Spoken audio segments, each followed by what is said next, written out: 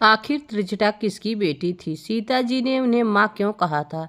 दोस्तों, रामायण के पन्नों में हमने हमेशा यही पढ़ा और सुना है कि लंका की अशोक वाटिका में माता सीता दुख, दर्द और मायूसी के बीच घिरी हुई थी।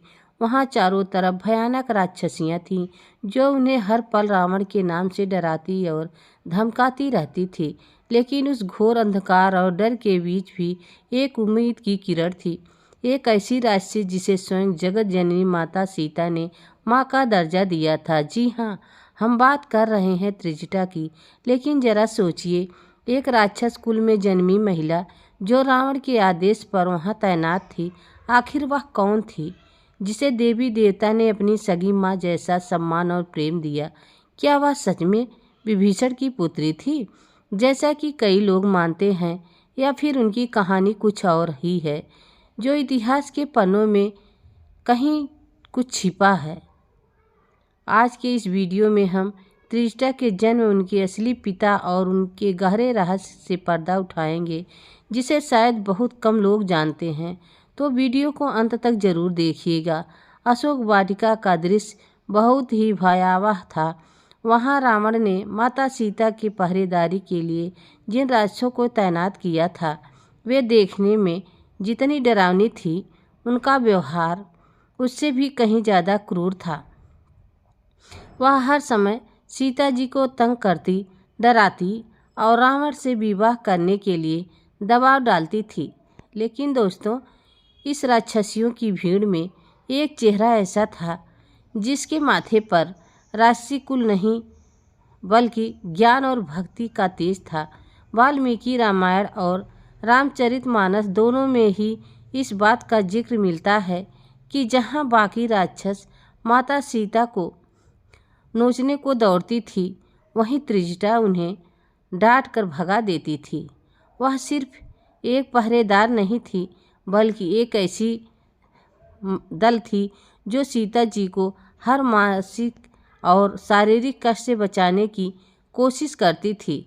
सवाल यह उठता है कि आखिर रावण जैसे अधर्मी की नगरी में जहाँ पाप का बोलबाला था, वहाँ त्रिजटा जैसी धर्म परायण और ममतामयी स्त्री आई कहाँ से थी? या उसका जुड़ाव किसी ऐसे व्यक्ति से था जो राम काज में बहुत बड़ा योगदान देने वाला था? चलिए अब जानते हैं उनके असली कुल के बारे में। बहुत से विद्वानों और अलग अलग रामायणों जैसे कि आनंद रामायण में यह माना जाता है कि त्रिजटा और कोई नहीं बल्कि विभीषण की पुत्री थी। वे राम भक्त थे। सोचिए, जिस घर में पिता साक्षात धर्म की मूर्ति हो, वहाँ संतानों पर भी तो वही संस्कार पड़ेंगे। विभीषण और उनकी पत्नी शर्मा दोनों ही प्रभु भक्ति में लीन रहते थे। यही नहीं कारण था कि त्रिजटा का शरीर भले ही राक्षस कुल का था, लेकिन उनकी आत्मा एक तपस्विनी की।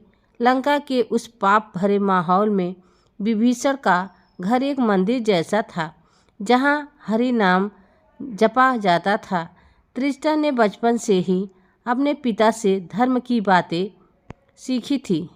उन्हें पता था कि रावण जो कर रहा है वह विनाश का कारण बनेगा। इसीलिए अशोक वाटिका में उनकी नियुक्ति भले ही रावण ने एक पहरेदार के रूप में की थी, लेकिन असल में वह वहाँ एक सेवक और भक्त बनकर माता सीता की रक्षा कर रही थी। जब एक रात माता सीता बहुत ज़्यादा निराश हो गई थी और राक्षसियाँ उन्हें डराने में लगी थी, तभी त्रिजटा ने उन सबको डांटते हुए एक ऐसी बात कही जिससे सबकी बात कम हो गई। त्रिजटा ने कहा, राक्षसियों, सीता को सताना बंद करो और उनके चरणों में गिरकर माफ़ी मांगो। मैं अभी अभी एक ऐसा स्वप्न देखा है जो लंका के विनाश की गवाही दे रहा है। त्रिजटा ने अपने सपने का वर्णन करते हुए बताया कि उसने देखा है कि रावण तेल से सराबोर होकर सिर छिलवाकर गधे पर सवार होकर दक्षिण दिशा यानी मृत्यु की ओर जा रहा है। वही लंका पूरी तरह राख के ढेर में बदल चुकी है और प्रभु श्री राम माता सीता को मुक्त कर रहे हैं। यह सपना कोई साधारण सपना नहीं था दोस्तों, यह एक भविष्यवाणी थी। त्रिष्टा की बातों में इतना आत्मविश्वास और सच्चाई थी कि जो राक्षसियाँ अभी तक शेरनी बनी हुई थी, वह भीगी बिल्ली बनकर डर के मारे कांपने लगी। त्रिष्टा ने उस वक्त केवल सीता जी की रक्षा नहीं की, बल्कि उन्हें यह विश्वास भी दिलाया कि उनके प्रभु जल्द ही आने वाले हैं। अब आते हैं उस भावुक सवाल पर कि आखिर एक देवी ने राक्षसी को माँ क्यों कहा था। देखिए, माँ केवल वह नहीं होती जो जन्म देती हैं, बल्कि वह भी होती है जो घोर संकट में रक्षा करे।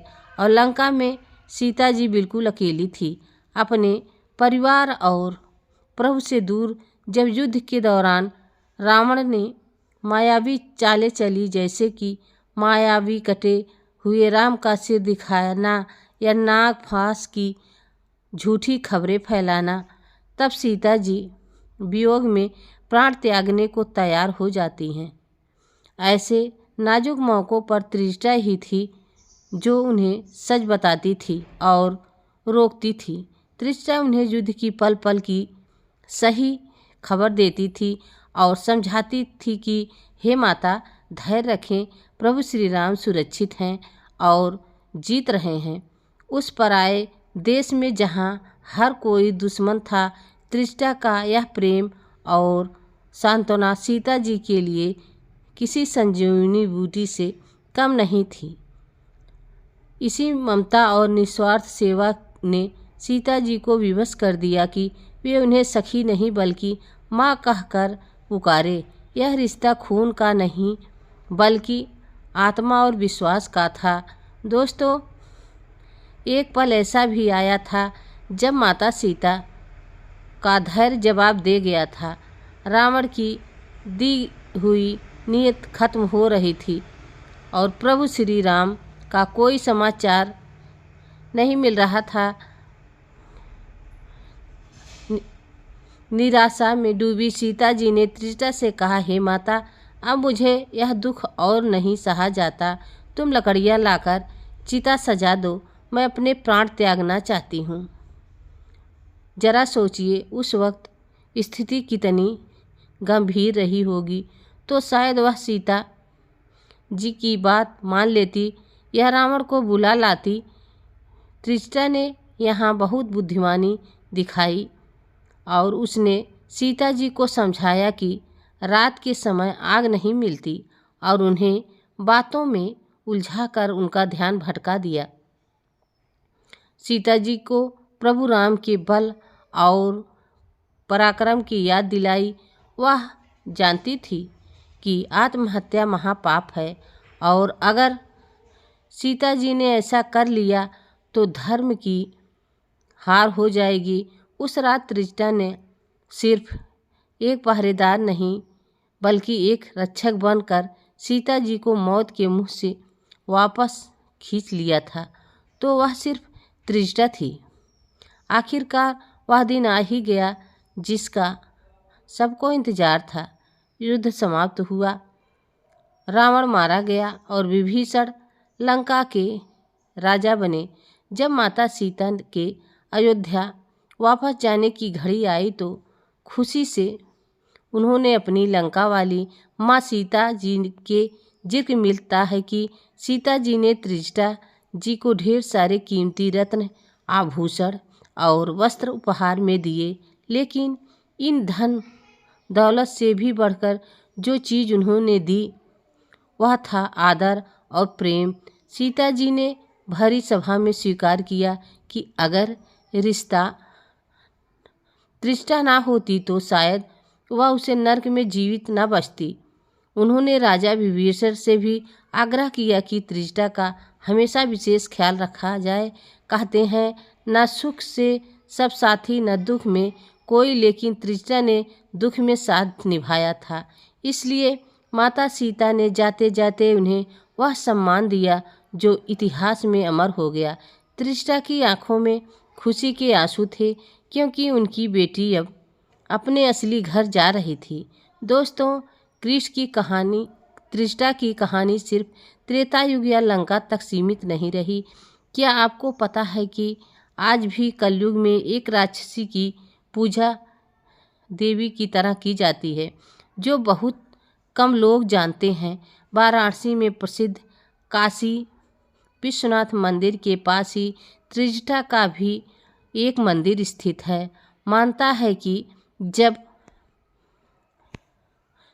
सीता लंका से जा रही थी तो उन्होंने त्रिजटा की निस्वार्थ सेवा से खुश होकर उन्हें वरदान दिया था कि कलयुग में जो भी भक्त मेरी आराधना करेगा उसे तुम्हारी भी याद करनी होगी, तभी उसकी यात्रा सफल मानी जाएगी।